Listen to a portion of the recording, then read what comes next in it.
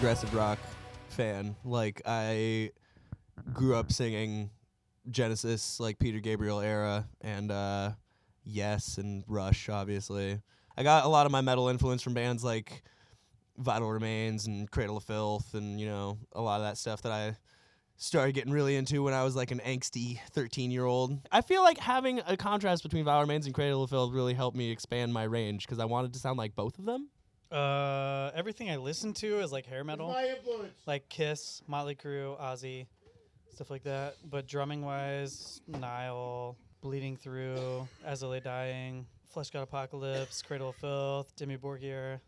I'm a thrash and progressive kid, so Overkill and Megadeth and Dream Theater and Yes is one of my favorite bands, so we have that in common. You smell surprisingly not bad for someone who just played 2 sets. Yeah, Me? Yeah. that's pretty good.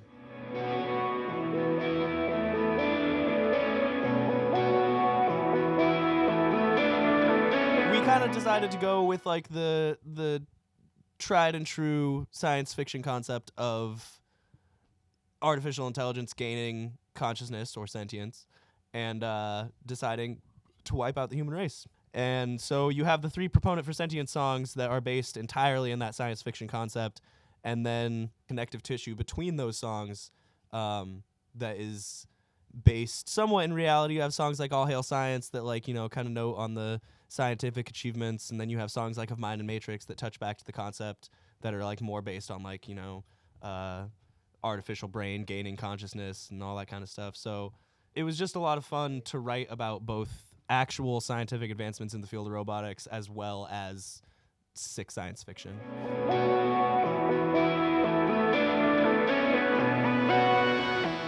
We had vast amounts of writer's block this time. We had never toured so much. We toured a lot on Elements, so like to be on the road so much, we didn't have as much time at the home to, like, you know, to write and do all that stuff. We were a little panicked on how we were going to get it done, but it really came together in the last couple minutes.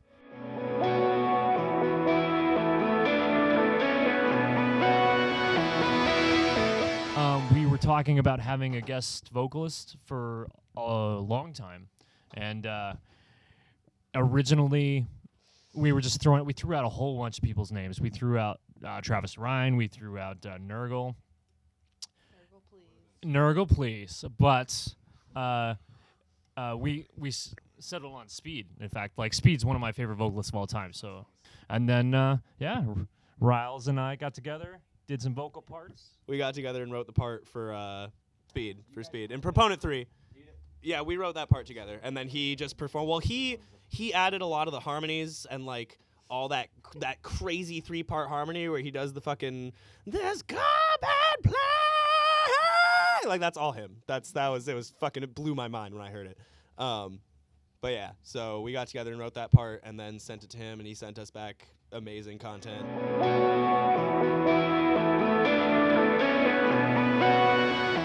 It was awesome. It's awesome. Awesome, man. Awesome, man. It was great. Craziest 4 days ever. It was great. No, that was our first year, and it was fucking amazing. It was like 4 days of just nonstop partying with, like, the craziest rock stars you could imagine. Like, it ended at 6 a.m. and started up again at 10 a.m. and was just that for 4 days. It was such an amazing experience. Running into Testament and Anthrax and stuff in, like, the hallways, and yeah, it's crazy. Running into Fabio Leone and being, like, a super awkward nerd because I love that man so much. I nowhere else can you, like, get off stage at like 6:15 in the morning, go watch the sunrise over Haiti, and then go to bed. Yeah. That's weird.